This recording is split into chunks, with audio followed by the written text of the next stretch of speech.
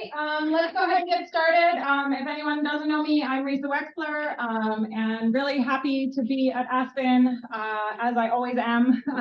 The weather's beautiful, the mountains are beautiful, and we are having so much fun learning about what all the new exciting things we're learning from this spectacular new telescope. We had a fun brainstorming session yesterday about all the things we've learned, and the number one thing we've learned is that this telescope is awesome. But we're still confused about many things. I'm really happy that we're going to hear from Allison Strom. She's one of the organizers of this workshop. We're about halfway through. So she's done a lot of work in many areas of galaxy formation, but especially in understanding the chemistry of galaxies as they evolve over time. And our time horizon has changed with JWST, so that's very exciting. I asked her before the talk, which is her favorite emission line of galaxies, and she refused to answer. She says she loves all her children equally. Okay, take it away, Allison. Thank you. All right, so I am really delighted to be here at Aspen and also having the opportunity to tell you guys about some of the exciting results that are coming down from JWST sort of every day. I was at a meeting earlier this year where someone said, and it was about a different topic, but I feel like this is really true. Every part of astrophysics that JWST is touching, we're rewriting the textbook every day, really learning a lot of new things about galaxies near and far. And, you know, in addition to letting us see the unseen universe, the tagline that sort of NASA and Space Telescope are very fond of, is also bringing the distant universe closer. We're seeing things that were never before possible to observe outside the local universe. And I'm going to show you some of those today. Okay, to set the stage. Right, perfect. I think it is worth stating, so we are all on the same page, that one of the outstanding problems in modern astrophysics is understanding how galaxies go from these nascent objects in the very early universe, forming the first photons, reionized the universe, to the sort of stunning complexity of galaxies that we see around us today. And even though we've known about galaxies outside the Milky Way for almost 100 years, anniversary is coming up later this year, in fact, it has really defied substantial progress in the sense that we have, I think, a good idea of the overall picture, but we don't necessarily understand all of the details. And one of the challenges is that you're really talking about multi-scale process and a lot of different components of galaxies that need to be understood in order to explain sort of the big picture. And so at the smallest level, or well, perhaps, I guess it depends on how you talk about scale, but on a, sort of at the base of the pyramid, we have to understand gas in all of its sort of different forms, how it accretes onto galaxies, how it cools and condenses and forms stars, and how it is then sort of polluted by stars that generate all of the heavy elements through nucleosynthesis and then impact the interstellar medium as they sort of evolve and die. And then on the largest scale, there are galaxy scale questions about inflows and outflows, as well as how galaxies evolve in concert with their environment. And so because all of these things are in play, trying to understand galaxy formation and evolution, there's a lot of different problems that we need to be working on in parallel. And if you've attended any of the sessions that we've had over the last week and a half, or you start attending next week, you'll see that even though everyone here has an interest in galaxy formation and evolution, we all come at it from a very different perspective. And there's a wide range of expertise that I encourage you to take advantage of while we're all here in the same place. Another challenge is that we are not just talking about something that's based only on dark matter, right? So the large scale structure of the universe, we understand at some level is being driven by dark matter. So the majority of mass in the universe, but galaxies, sorry, I was told not to move. Galaxies, you also see are forming at these nexi, and the color coding here refers to the temperature of the gas. This is the box on the scale of maybe a galaxy cluster. And even though the galaxies are occupying a relatively small portion of the volume at early times and only have a small portion of the mass, by 6-7 billion years after the Big Bang, beginning to see enriched hot material from galaxies thrown out to very large distances. And so we are trying to understand baryonic processes operating within a framework defined by lambda CDM. And then finally, we have another problem, which is that if we go and look at galaxies a billion years after the Big Bang, and then we go and look at galaxies a few billion years after the Big Bang during what we call the peak of cosmic star formation, and you look at galaxies today, we're beginning to be able to say with more detail what the populations at each of these individual times looks like. But we never observe the same galaxy at more than one time. So we're looking at a bunch of different snapshots, right? So it would be like trying to piece together a framework for human development. If you looked at children in the 1900s, teenagers in the 1920s, and full-grown adults today, and that's actually very challenging. We need a way of linking populations that we're observing at different times together, in addition to being able to study them in detail at individual times. And so these are really the two, what I think are sort of the goals of modern astrophysics, is trying to understand individual galaxies in detail sort of across cosmic history, and then finding a way to link them across the almost 14 billion years that the universe has been evolving. And what I'm going to argue today is that measuring galaxy chemistry helps us achieve both goals. And so if you would like to take a nap now, this is the main point of the talk. I'll come back to it at the end. But for now, I'm going to sort of explain in a little more detail what I mean by that. So we'll start by talking about how chemistry is a probe of galaxy assembly. Then I'll describe what we've been doing as a community over the last 10 years or so in order to better constrain abundance patterns in the early universe. And I'll close by talking about observational frontiers, so the next decade. And this is where JWST comes in, sort of the reason for us being here this month. Okay, so universe begins with a lot of hydrogen and a little bit of helium. And then principally galaxies and the stars within galaxies are the machine for turning this into still a lot of hydrogen, less helium, and now trace amounts of heavy elements like oxygen, nitrogen, carbon, iron. And if you are an astronomer, you take a class on the chemical evolution of the universe. We refer to the mass fraction of hydrogen as X, mass fraction of helium as Y, the mass fraction of everything else as Z. We also, everything heavier than helium, we refer to as a metal in astronomy. So if you're not familiar with that conceit, that is what we do. But it's a way essentially of saying basically anything that needs to be produced in a star. Okay, so because these heavy elements, these metals, are the result of stellar nucleosynthesis, we can combine measurements of galaxy stellar mass with measurements of metallicity in order to understand the evolution of galaxies. And so you can imagine doing the simplest thing, which is to measure the sort of correlation between these quantities for a sample of galaxies. And the shape of this relation, so its slope or any curvature, its normalization, scatter in the relation, all of this is going to tell you about how galaxies are assembling stellar mass and how those stars are forming heavy elements. We're using this as kind of a clock on galaxy evolution. And so this is something that people have been looking at for a long time.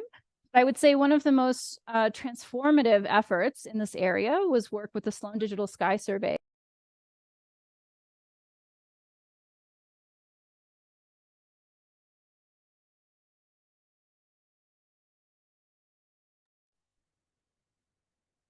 Okay. Right. The most transformative work in this area was done with the Sloan Digital Sky Survey in the early 2000s, when we finally had tens of thousands of galaxies we could measure these two quantities for. And so this is work by Tremonti et al. And I think I looked this up once. This is one of the most 100 best cited papers in all of astronomy history. There's really a sort of a before and after studying galaxy evolution when you talk about Sloan. So this was a really big deal to be able to measure this in a bunch of nearby galaxies.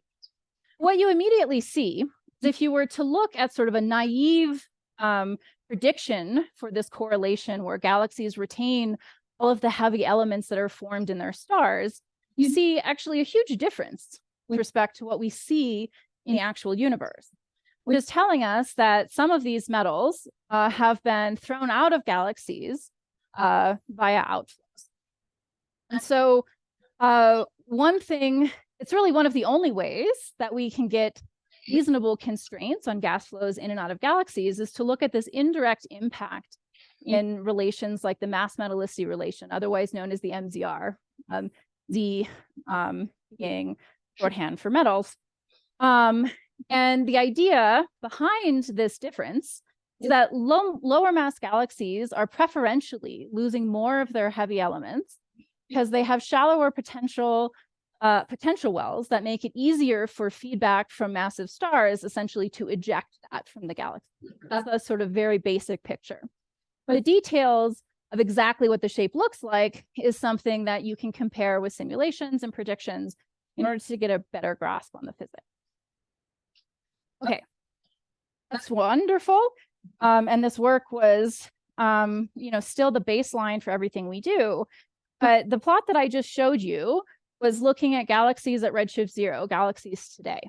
And so what it's actually telling us is that feedback has acted on galaxies in the past.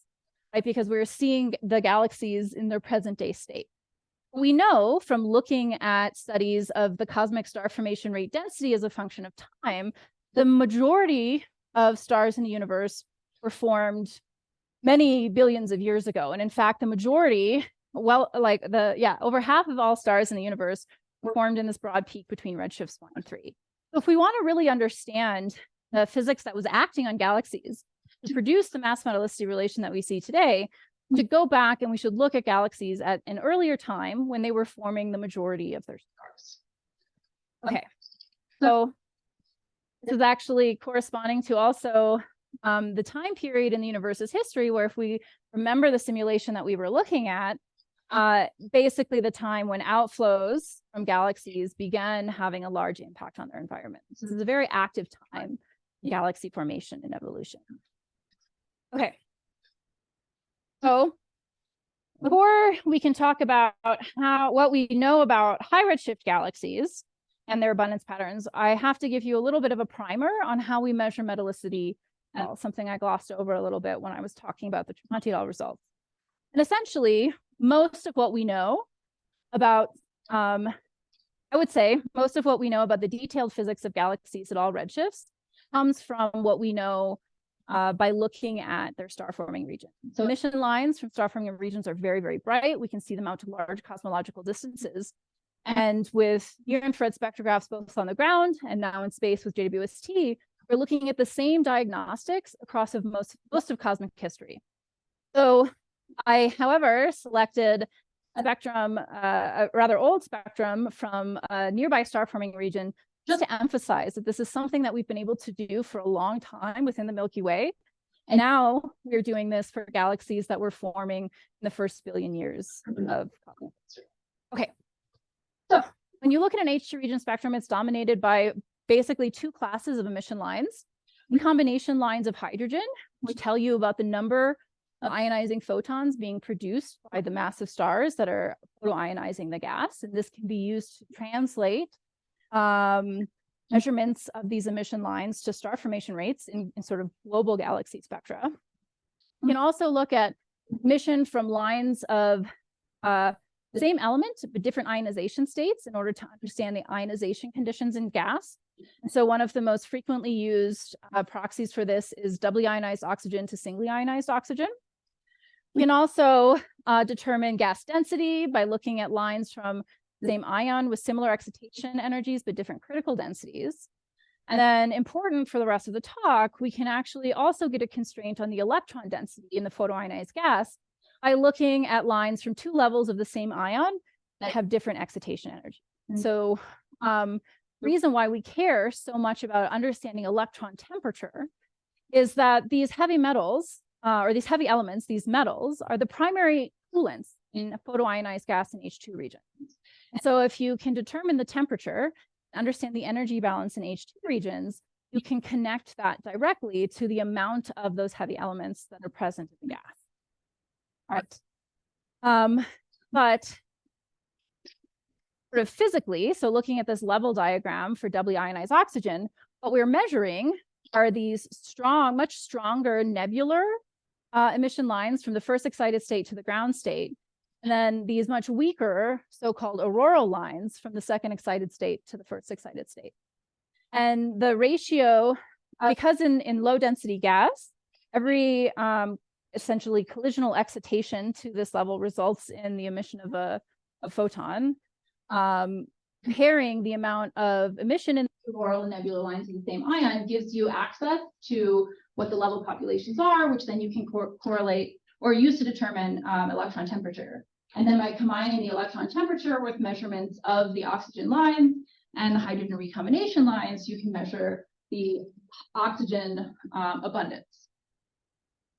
Okay, unfortunately, these auroral lines are incredibly weak. They are 50 to 100 times, maybe several hundred times weaker than the corresponding nebular line.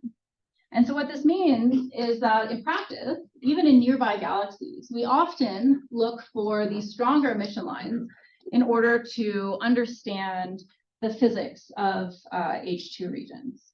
And so the way that this can be used to determine metallicity is by taking these electron temperature-based abundances and looking for a correlation with the much more easily detected so-called Strom lines. And so you see this monotonic relationship that maybe breaks down a little bit at low oxygen abundance. But what this means is that if you have this calibration sample where you can measure all of these things, when you have an object where you can only measure these much stronger lines, you just directly read off the oxygen abundance from this empirical calibration. And so I would say that this is hard to measure but easy to interpret. This is easy to measure but harder to interpret. And the reason for that is that the scatter around the correlation is actually corresponding to other physical properties that we are interested in knowing. So for example, here, if you're to the left of this line, it means that at fixed oxygen, you probably have more nitrogen. And if you're to the right, at fixed oxygen, you probably have more ionized gas. And all of these things are actually correlated with one another in galaxy populations. And so these strong line diagnostics are really built on top of a sort of ensemble of correlations between physical properties that we're interested in understanding. And so when you are applying these to samples that are different from your calibration sample, you are implicitly making the assumption that all of those correlations are the same as your calibration sample. And so I would keep that in your head as we move forward. Okay, so I said that these are lines that we use at all redshifts, but one of the challenges that kept us from looking at these kinds of measurements in the early universe was that until about 10 years ago, we didn't really have an efficient way of looking at large numbers of galaxies in the near infrared. Because by redshift 2, which I guess is now counting as intermediate redshift, but still was only a few billion years after the Big Bang, all of these lines are redshifted out of the optical bandpath into the near infrared. And astronomy is historically a technologically mediated field in the sense that our advances are directly tied to our advances in technology, perhaps more than other areas of physics, because it means that we can have access to new kinds of measurements for new kinds of objects. And so about 10 years ago, the most recent generation of multi-object near-infrared spectrographs on large ground-based telescopes was commissioned, and that let us look at large samples of these emission lines in high-redshift galaxies for the first time. So the status of the field, essentially, before that was that we have Sloan, all of these redshift 0, beautiful redshift 0 spectra. And then in the early universe, we had really only a handful of galaxies, and we often had to stack them. We had to combine the measurements of individual galaxies in order to get enough signal to noise in some of these lines in order to claim detection. But after the sort of commissioning of these new spectrographs and the beginning of large spectroscopic surveys at Redshift 2, we were measuring hundreds of individual galaxies where we could then convert those line measurements into oxygen abundance. And so this is just one example. There's actually a very rich literature on this at Redshift 2, even before JWST's launch. But this example is from a survey called the Keck Baryonic Structure Survey that I have helped run for a little over a decade now. Okay, so if we now compare what we're seeing at higher redshifts, so this is from a different large spectroscopic survey at Redshift 2 and 3, with what we see in the nearby universe, this change, essentially this diminution in oxygen abundance at fixed stellar mass as you go towards higher redshifts or earlier times in the universe, is reflecting a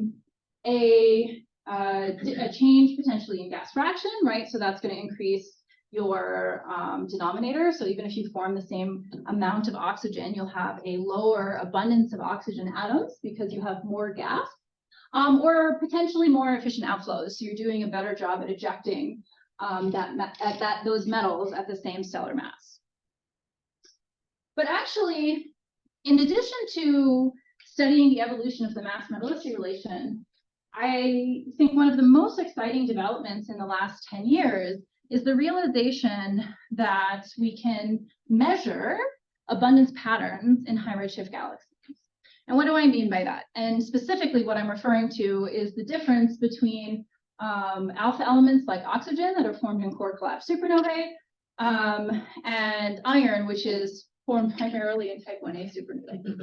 So we learned this by comparing direct observations of massive stars in high redshift galaxies, where we could look at the rest UV continuum and measure the amount of photospheric absorption due to iron lines with the reprocessed ionizing radiation in the rest optical. And so these are the lines that are used to measure oxygen abundance using those empirical calibrations that I mentioned before. But when you combine both of these things, what you require is relatively iron-poor stars, about 10% solar, but moderate to high oxygen abundance, 30 to 50% solar. And this is actually different from galaxies at the same stellar mass in the local universe. And this was responsible for basically most of the differences that we saw between the spectra of nearby galaxies and the spectra of galaxies in the early universe, was simply reflecting this relatively significant alpha enhancement. But sort of physically, the reason why it's interesting to be able to measure different elements with different formation timescales is they can function as a kind of cosmic clock, even better than the sort of very broad picture we get about galaxy evolution from bulk metallicities and the mass-metallicity relation. And so I really love this periodic table from Jennifer Johnson at OSU, where she's color-coded all of the elements by their principal nucleosynthetic origin. And in terms of star-forming galaxies, at least, we're relatively limited in the number of these that we can observe. And so we're going to focus primarily on oxygen and hydrogen for the rest of the talk, where oxygen is being formed on relatively short timescales, as I said, in core collapse supernovae, and the majority of iron is being returned to the ISM on much longer timescales, up to a gigayear, from core collapse, or sorry, type 1a supernovae. So this kind of comparison is actually used quite a lot in the local universe for galactic archaeology and understanding the star formation histories of nearby dwarfs. And so this is stuff that Beatrice Tinsley is famous for. So this diagram looking at alpha enhancement on the y-axis versus sort of bulk enrichment metallicity on the x-axis is sometimes referred to as the Wallerstein-Tinsley or just Tinsley diagram. But what happens is if you are starting a galaxy, you know, in its early life, so you have very low metallicity and you're only going to have enrichment from core collapse supernovae, it ends up staying actually pretty alpha enhanced for a while until type 1a supernovae start contributing substantially to the ISM enrichment, at which point you see a decline in oxygen and iron as iron or oxygen total metallicity increases. And the sort of the shape and the path that galaxies take as it declines is going to reflect the importance of recent star formation. So the enrichment by core collapse supernovae versus star formation with some time delay, reflecting enrichment from type 1a supernovae. And so very simple cartoon picture, if you had a galaxy that formed a lot more stars in a shorter amount of time, you could get out to higher iron abundance while still having elevated oxygen to iron.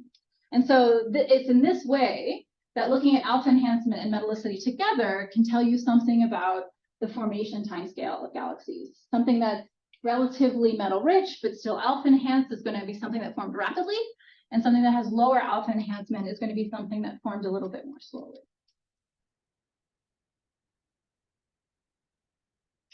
Okay. The challenge with this, though, as exciting as it was, is it meant that all of those strong line diagnostics probably weren't going to be working for our high redshift galaxies after all. And the reason is that fixed oxygen abundance, if you crank down the iron abundance, you're going to make the ionizing spectra of those stars a lot harder. You're going to change the distribution of ionizing photon energies, and that'll change the pattern of emission lines that you observe at fixed oxygen abundance. So that implicit assumption that all of these correlations are the same in the sample of interest and your calibration sample has broken down. And so it's a little bit like taking one step forward and 2 steps back. However, the way that I got around this was by sort of creating a photoionization model framework where we could explicitly account for alpha enhancement in the gas and the massive stars. And so fortunately, we knew a lot about the young stars and the gas from direct observations of these galaxies. And so from work that I and others did, we knew about the gas density, we knew about star formation rates, we knew about the likely presence of AGN or not.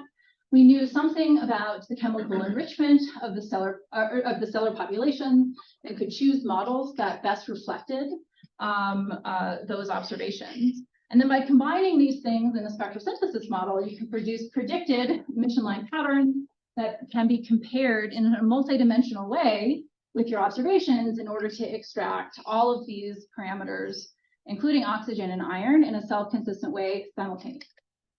And sort of importantly, all of these common assumptions about solar abundance patterns or the correlations among other parameters are sort of no longer something that you have to worry about as much. There are other things to worry about with photoionization models, but you're not implicitly imposing these priors.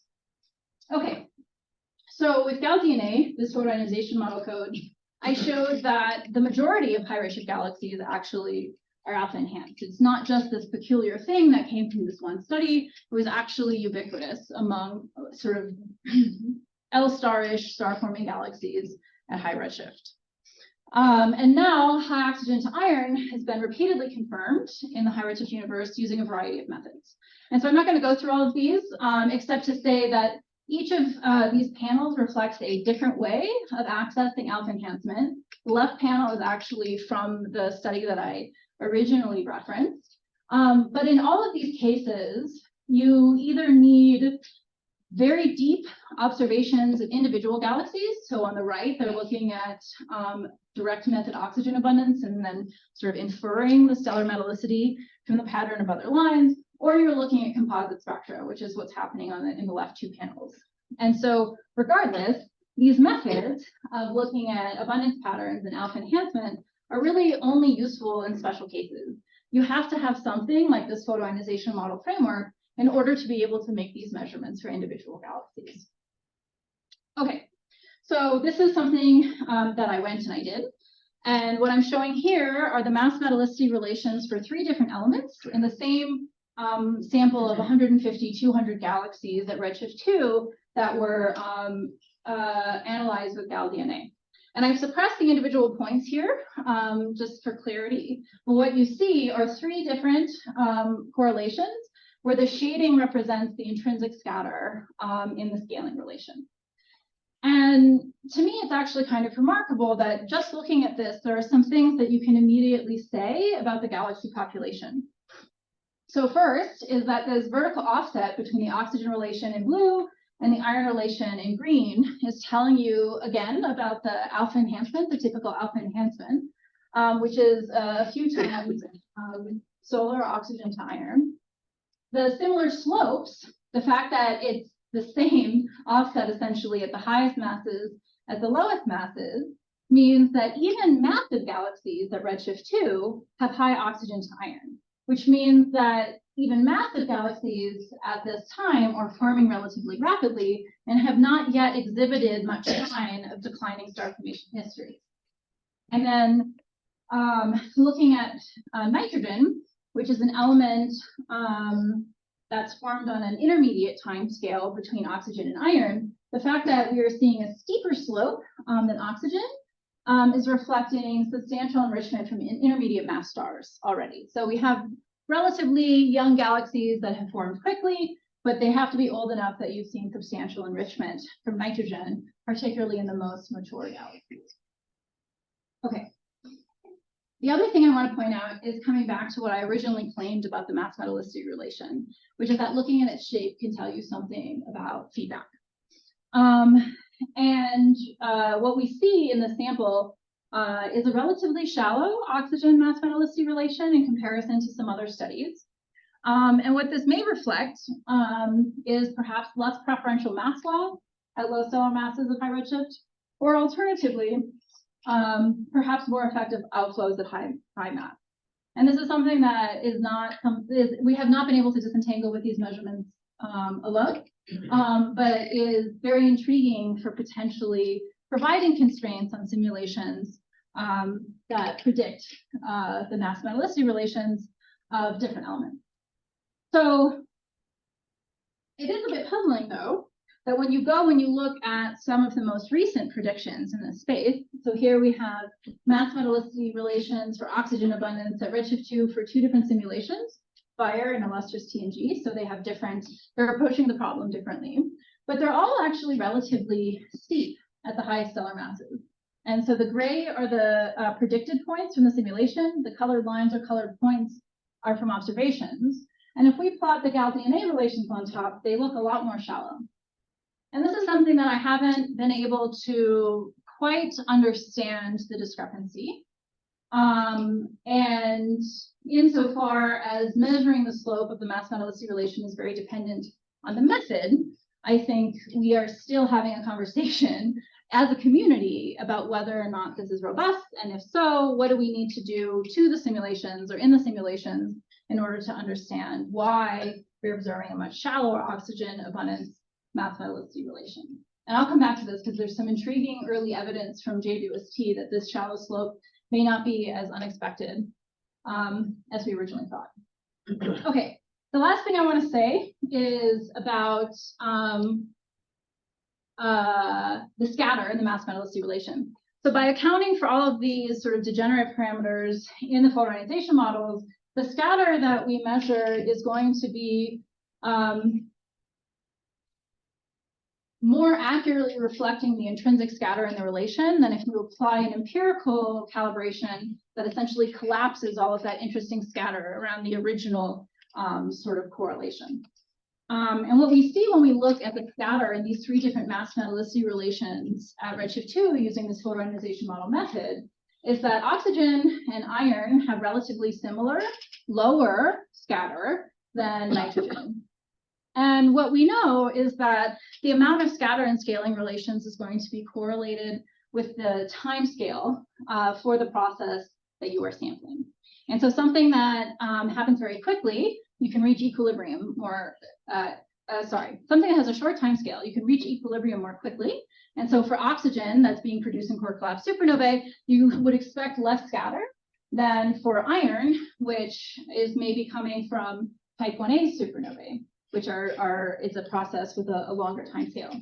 So the fact that we see the same amount of scatter for oxygen and iron suggests that actually the iron that we're observing in these galaxies is coming primarily from core collapse supernovae as well, right? So some amount of iron does come from core collapse supernovae, and if we are catching these galaxies early enough, then it's entirely plausible that the iron that we observe could be coming from the same nucleosynthetic origin as the oxygen.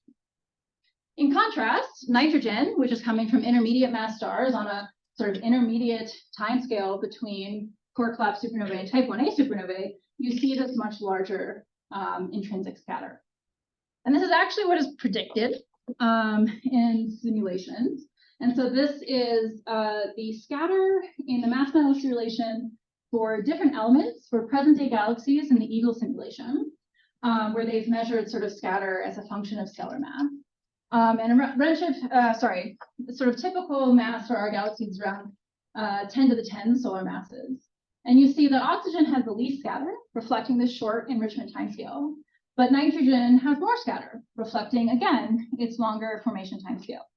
But in redshift 0 galaxies, most of these are more mature and have lower oxygen to iron because there has been more enrichment from type 1a supernovae. And so because most of the iron in nearby galaxies is coming from these longer timescale enrichment paths, you see a higher scatter. So it has not been, to my knowledge, still published what these predictions look like at high redshift. But I had a conversation with Yor Mate, who's the first author on this paper, and what he said, and this is just speculating, all he said was a qualitative statement, that as you rewind and you look back at earlier times, the scatter in the oxygen mass metallicity relation, or sorry, the iron mass metallicity relation does seem to decline in line with what we are making observations of already. So I really do believe that these kinds of photoionization model methods are going to be critical for us in order to be able to make measurements of all of the things that we would like to compare with simulation. So the slope and the scatter in particular, which are ways of accessing the underlying physical processes. Oh, so carbon is this purple line that I didn't talk about. There are carbon lines in the near UV that can potentially be used to produce carbon abundance measurements. And actually, this is something that I'm really excited about, kind of at all redshifts, but because JWST mostly has access to the rest UV spectra of most distant galaxies, things like nitrogen are going to be harder, but maybe carbon, if the lines are particularly bright, are something that we can do. Okay, so finally, what are we doing with what we've learned, and how are we best utilizing this fantastic new facility that we have? So I think it was Hubble who said that the history of astronomy is a history of receding horizons. And I really like this picture because it demonstrates exactly that. That as we put telescopes in space, as we continue to make adjustments and improvements to Hubble, and then now with JWST, we're pushing farther and farther into the history of the universe. And I'm not going to have a chance to talk about all of the exciting things that we've learned, and so I encourage you to come to our workshop sessions. And so this QR code is actually for our Slack, if you would like to join and participate in any of our conversations and have know if there are breakout sessions or something. Okay. But despite the fact that we are now observing galaxies out to redshift 10 and beyond, what I'm going to talk about is what I think the best ways of using JWST are at the redshifts where we've made some advances, but are looking to know even more. So at redshifts 2 to 3, the peak of cosmic star formation. And I see 3 principal use cases. One is to observe features for galaxies that we know are there and have characterized in some amount of detail, but the lines of interest are redshifted beyond what we can do from the ground. So this is very basic. We would just, you're going after measurements that we already know what to do with.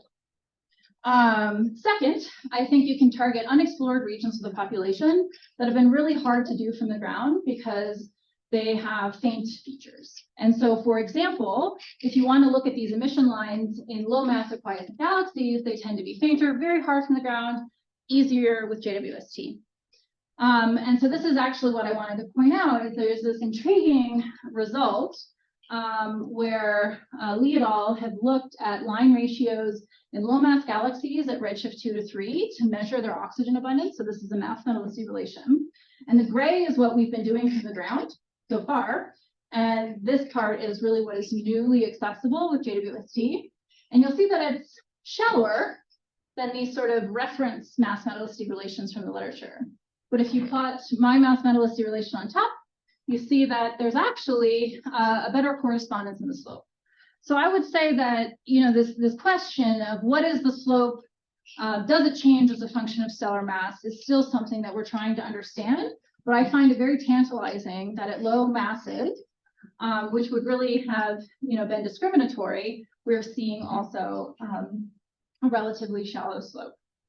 Okay, and then the third use case, and this is what I'm going to talk about. This was my Cycle 1 program with my co-PI Gwen Rudy, who's also in the audience, is to look at faint features in galaxies that we already have been able to observe these very bright lines. So look at faint things in bright things, look at faint features in bright galaxies or bright features in faint galaxies. Those are your two kind of things.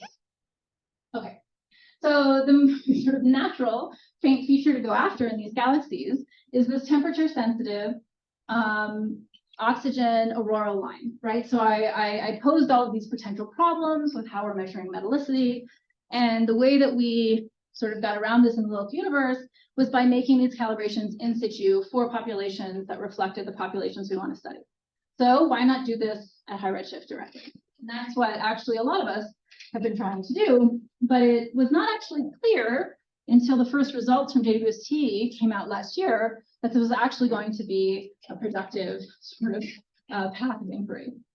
But when the very first spectrum from JWST was shown during the press conference last year, I remember sitting in the audience. I was at Princeton at the time, and Jane Rigby, who's now the project scientist for JWST, I don't remember her title.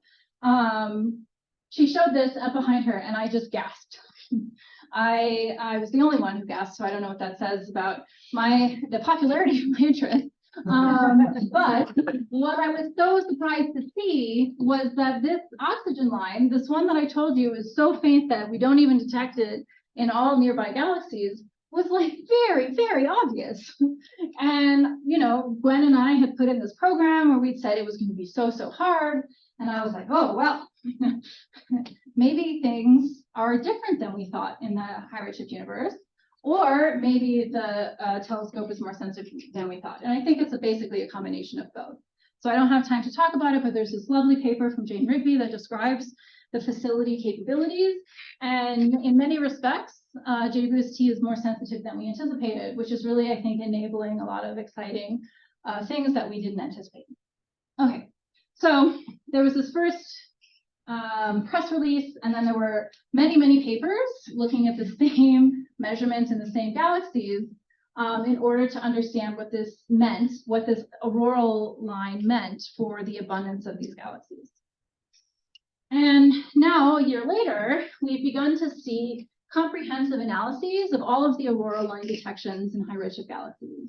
And so this is a paper that combines a variety of auroral line detections from some of these sort of notable projects in the first year. So JADES, which is a spectroscopic program run by the GTO teams, SEERS, which is an early release science observation led out of UT Texas that Jehan talked a little bit about the imaging for last night, and the ERO observations, which are what I just showed you. And what you see for these points relative to some of these sort of local calibrations, or even sort of local calibrations that were meant to reflect the high redshift universe, is that there's a significant offset in the sense that if you were to use any of these calibrations to infer the metallicity of these objects, you'd get the wrong answer. And I wouldn't say that this is surprising, but we had never had this level of conclusive proof that we really do need to be revisiting this issue and recalibrating these strong line diagnostics in place in the high redshift universe. Okay, but even then, these are not studies that were designed to do this recalibration. Because if you want to recalibrate things in a way that is useful for the entire population at high redshift, you have to have a sample of galaxies that is representative of the population at high redshift. And in particular, when we go and we see the biases that are being sort of introduced by using local calibrations. So in this case, we have two local calibrations using two different line ratios. So the N2, nitrogen 2 over H alpha, versus O3N2, oxygen 3 over H beta over N2 over H alpha.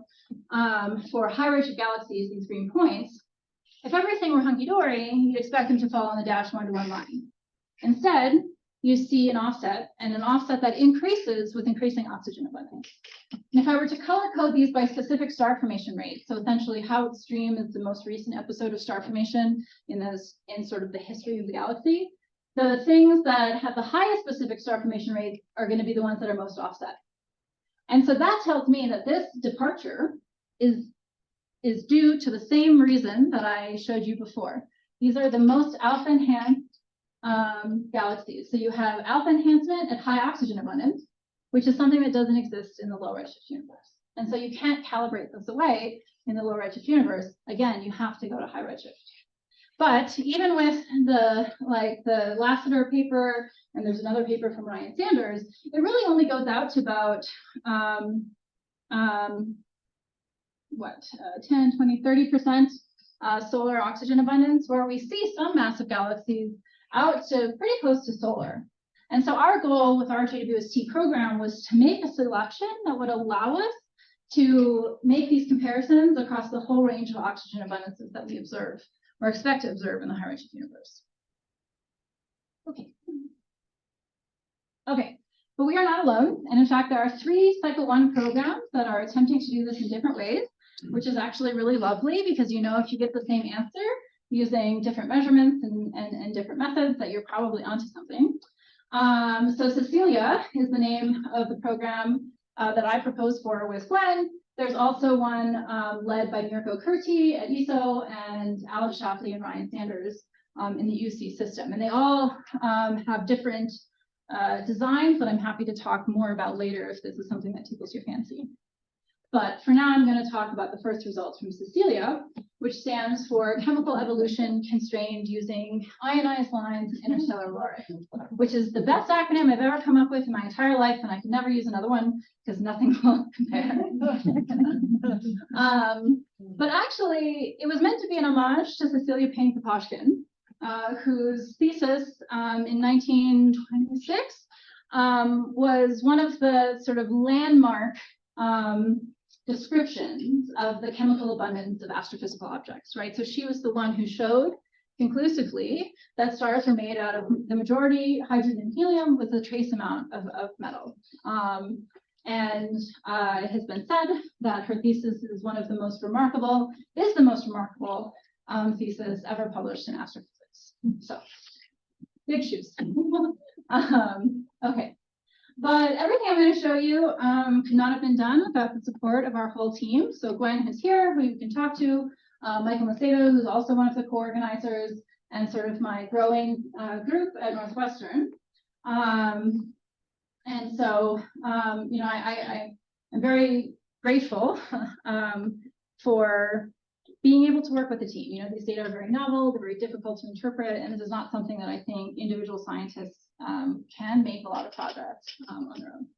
Okay, so the Cecilia program targets REST UV color selected galaxies in the Keck Orionic Structure Survey, the survey that I briefly mentioned earlier. And this is a survey that has rich ancillary data, both in terms of multi-wavelength imaging and deep ground-based REST UV and REST optical spectroscopy that we could use to constrain other properties of the galaxies that we were going after with JWST. They were prioritized for observation with JWST based on their predicted aurora line strength, their size, their star formation, and their redshift, which all ease the detection of these very faint lines. And this is the prettiest space-based picture I have of any of my galaxies. This is from Hubble. So I'm very jealous of all of you who have your beautiful JWST images. Okay, so the first thing we looked at was 4363. It's the thing that we've been obsessed with for over a decade. In fact, I proposed to do this kind of work using very deep spectra from the ground in my thesis, which didn't end up happening because it's actually very, very hard to access this line. In part because it is relatively faint. Well, it's very faint, and its brightness sort of takes a nosedive as you go to higher oxygen abundance. And so what you see here is a predicted line flux for this 4363 line relative to 3 sigma upper limits from this deep ground-based survey and the handful of things that we've been able to do from the ground, which appear to be quite atypical. And we were worried, so this line represents a 30-hour integration for individual objects, that we would not be able to get out to the high oxygen abundances we wanted. And so we changed tacks a little bit and based our program design off of what we know about other auroral lines in the rest optical spectra of H2 regions that are well observed in local objects. So this is a local H2 region spectrum. This is 4363, but you'll see that there's a variety of other lines that are actually stronger. And sort of curiously, these three panels roughly correspond to the three gratings for JWST, so G140, G235M, and G395. And basically, as you go towards longer wavelengths, JWST generally is becoming more sensitive. So if you can go for these stronger lines, the longer wavelengths, you're benefiting doubly. And so this is indeed what we did. And fortunately, when we went and looked at the predictions for these lines, which have not been accessible really at all from the ground, we saw that they should maintain observable brightness out to relatively large oxygen abundances with a range of ionization conditions that would allow us to deal with these sort of confounding factors. And so the idea was, you know, we have this at low redshift, and we would do this again at high redshift. And we were, you know, we've been really pleased. The observatory is fantastic. And even, and I would say that when the first aurora line measurements came out from the early release observations, and I was really worried that maybe we miscalculated how strong these lines ought to be. What we found actually is that our predictions are relatively in line with what we've observed, in the sense that, you know, we were going after oxygen 2 and sulfur 3, oxygen 2 being the brighter line, sulfur 3 being the fainter line, and then in a handful of objects, we have this third auroral line that we just felt was always going to be out of reach. But in general, we actually don't, they're not whopping. They're not booming in every object. And so these 30-hour integrations, this is a 30-hour spectrum of an individual galaxy, are really what's required in order to do this detailed analysis of their chemical enrichment. And so you can see this if we look at a few different ones where, you know, in some cases you don't see sulfur 3 at all, actually in many cases, and nitrogen 2 is also essentially inaccessible in most objects. However, we did better than we predicted in terms of our recovery fraction and found that we'd have about 19 oxygen 2 detections, so about 3/4 of our sample, 10 sulfur 3 detections, so a little over a third, and a handful of these sort of serendipitous nitrogen 2 detections. And in addition to allowing us to make these direct method oxygen abundance measurements, being able to sample the electron temperature in different ionization zones is going to allow us to do a different thing that has been sort of limiting how much we can say, which is understanding the relationship between the temperatures and the abundances in different parts of H2 regions. And so this is actually work from Noah Rogers, who's joining Northwestern tomorrow. Okay, so for now, there are persistent data reduction challenges that have prevented us from saying anything more than that those lines are present in individual galaxy spectra. So what I want to show you in the last couple of minutes is what we see by looking at composite spectra of the whole Cecilia sample that helps mitigate some of those uncertainties in the data reduction. So this is a 720 object-hour composite spectrum of redshift 2 galaxies, one of the most detailed looks at the rest optical spectra of galaxies in the distant universe that we've ever had. And what we see are emission lines from 8 different elements: hydrogen, helium, nitrogen, sulfur, silicon, nickel, argon. I think I got most of them. And I just, like, when I look at this, it's incredible, right? I mean, before, basically all we were seeing in high redshift galaxies were these brightest lines, and anything in this gray strip, which is the scale for the larger panel, we had no idea about. So, I mean, I think this is really changing the game. And so in the stack, we can look at the typical strength of these auroral lines, and that can be used to help guide future surveys of high redshift galaxies that might be interested in observing these lines so that they can have the right exposure times. And in the case where we have the nitrogen 2 detection, so the auroral line is here, the nebula lines are in the same stack, and the electron temperature that we calculate is about 13 2,500 Kelvin, which is higher than many sort of more metal-rich local H2 regions, but not actually unreasonable for what we would expect from more metal-poor H2 regions in the high redshift universe. And then the last thing I wanted to point out is that we're also seeing these lines that we don't really know what to do with. So oxygen 1, these collisionally excited lines of oxygen 1 have been used in the local universe to discriminate between AGN and star-forming galaxies, and they're probing sort of potentially shocks and low ionization gas, but they're way stronger in the redshift 2 to 3 star-forming galaxies than they are in local H2 regions, and we don't really understand why. And separately, we see this recombination line of oxygen that also appears anomalously strong, and so we're still trying to essentially leverage what has been done with these lines in the local universe in order to know what we ought to do with them in the high redshift universe. So a lot to learn from people who've been doing this for a long time. Okay, so there's still a lot of cosmic history that we're studying. And one project that I'm involved in is called the Subaru Prime Focus Spectrograph, or PFS. This is a large, massively multiplexed fiber-fed spectrograph that's being commissioned at the Subaru Telescope. It has 2,400 fibers across a degree field of view and goes from 3,400 angstroms to about 1.2 microns. So most of the optical and a little bit into the infrared.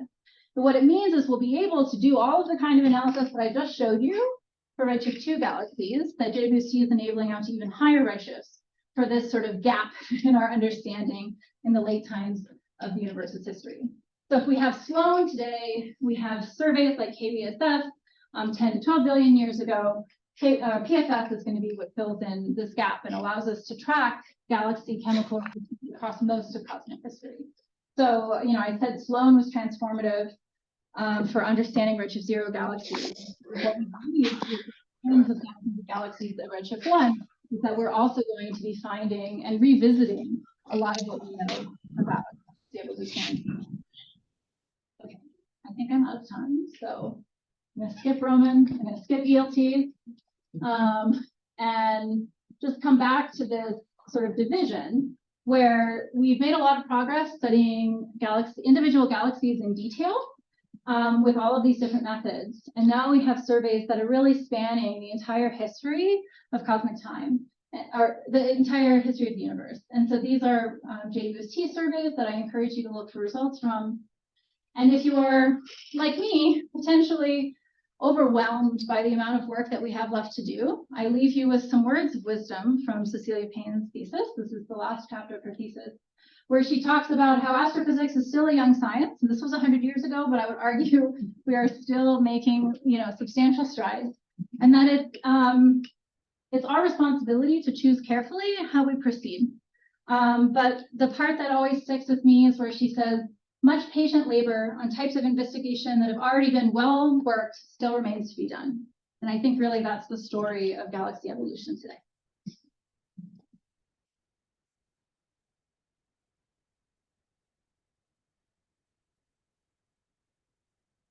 All right, let's take some questions.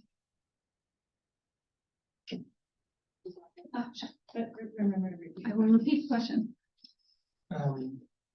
Very nice. So just to if you can spend a few words about systematics, both affecting the observation in terms of flux calibration, energy gains, and then about the model. Sure. So the question is about systematics, both in terms of the observations and the models. So JWST has been observing guest observer programs for a year, but there are still calibrations that need to be done for a number of the instruments. And so this is something that we saw in our own program, is that the absolute flux calibration as well as the relative flux calibration leaves a lot to be desired using the delivered calibrations in the standard pipeline. A lot of what galaxy people are trying to do is take model spectra, so we have a good sense of what the continuum should be from SED fitting, and forcing the observed continuum and spectra to match it. It's not perfect, there are still issues, but I think right now that's the best workaround we have for absolute flux calibration. We're going to be talking about flux calibration issues tomorrow morning, if you would like to join. In terms of the models, I think this is actually a really good point, because what we saw with the alpha enhancement and what we're seeing with a lot of the early JWST spectra is that we don't understand the spectra of metal poor massive stars. And this impacts FED fitting, it impacts full spectral fitting, it impacts total ionization models. And what we've tried to do with Gal DNA is separate some of this so that you can choose the ionizing spectrum that allows you to best match the observations. And it's from that actually that we infer the stellar metallicity. I have a student right now who's working on testing different models in order to understand the systematic uncertainty and the iron abundances that are conducted that way. But I think it's just still a work in progress, and both in terms of observations of massive stars, but also in sort of there aren't, as far as I'm aware, full end-to-end alpha enhanced metal poor stellar populations of the sea. Yeah.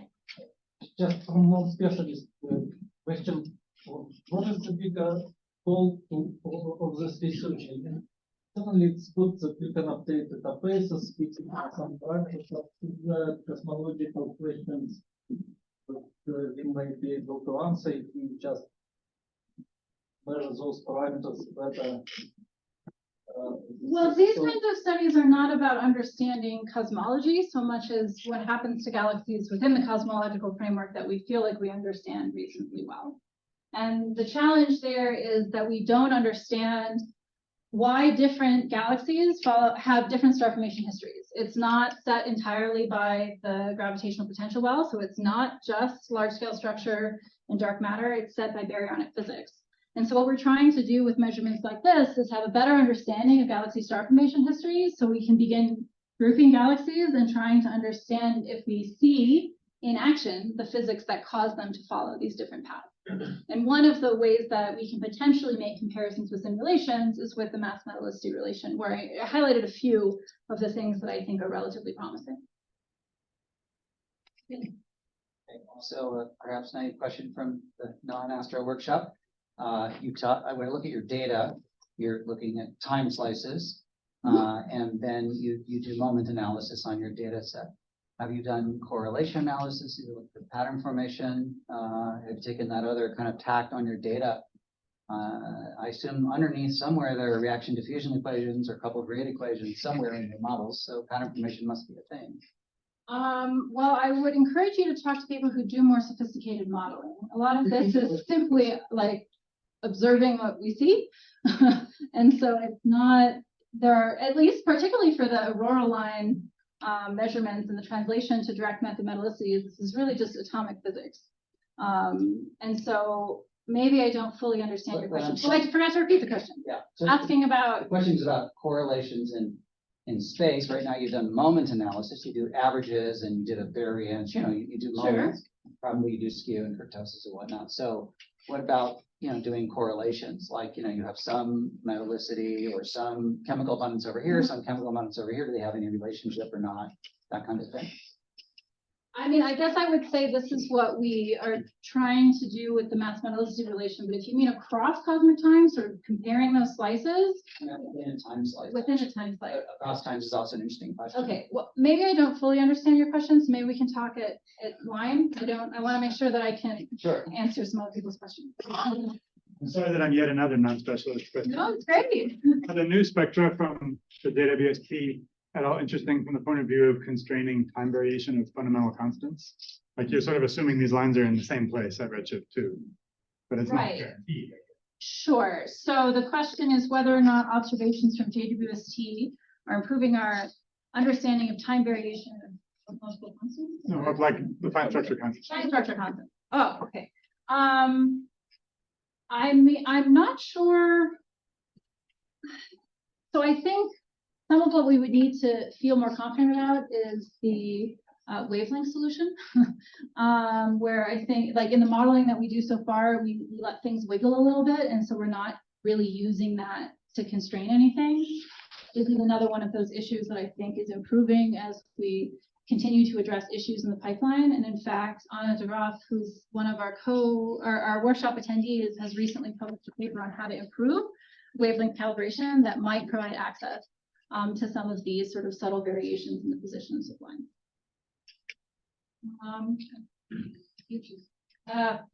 There. Two more curiosities about gas DNA.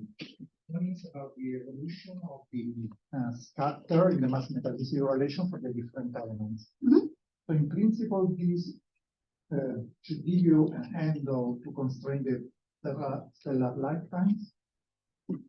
What it's reflecting is essentially the time scale on which different stars of different masses are enriching the ion. So stellar life. Yeah. Can you repeat the question? Oh, the question is whether or not the scatter in the mass metallicity relations from gal DNA is providing constraints on stellar lifetimes. I wouldn't say that we understand it to the precision that I would use these to say that stellar models are correct or not. The other curiosity is about the modeling itself. So the IMF is something that you constrain and eventually allow also for universal IMF. We adopt a constant IMF. We do, so one thing that we did when we were first sort of trying to understand what family of models was best to use, what family of stellar population synthesis models was best to use, was to vary the IMF in concert with stellar metallicity and other things that can change the ionizing spectrum of a stellar population. And what we found was that it was relatively, like matching the observations was relatively insensitive to changing the slope of the IMF, but having a higher upper mass cutoff was very helpful in matching some of the emission line patterns that we saw. And that's, I think, about the most that I can say right now. Yeah. Beautiful talk. I was intrigued by your results on alpha element enrichment in redshift 2, redshift 3. And I was just wondering, like thinking at that redshift, we think that winds from stars and AGM may be very effective at getting those metals quickly out of the galaxies. So in that context, is it possible that if you're looking at active star forming regions with young stars, that there may be a selection effect that the gas around them, because they're full of core collapse supernovae, may be enriched with alpha elements. And so it may be a sort of an ephemeral result because of them being very actively star forming rather than a result reflecting their integrated history. Sure. So the question is about the alpha enhancement that we're observing at redshift 2 and related to the efficiency of feedback from stars and whether or not what we're observing is ephemeral. Well, I would say actually that we're not looking at the integrated history, right? Well, we are and we aren't. We're looking at the abundance pattern in the massive stars. It's an instantaneous measure of the galaxy's abundance pattern.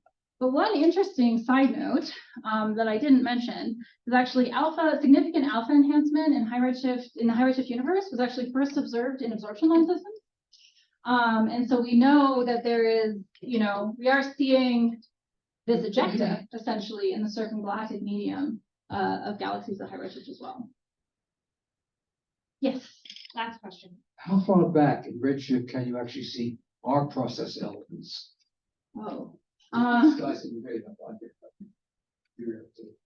So, so a lot of that comes from, sorry, the question, I keep forgetting. How far back in time can we observe our process elements?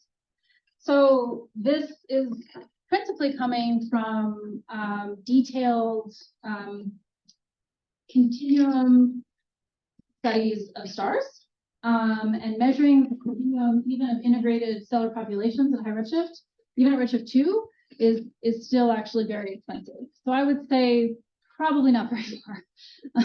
They are beginning to do more of these studies in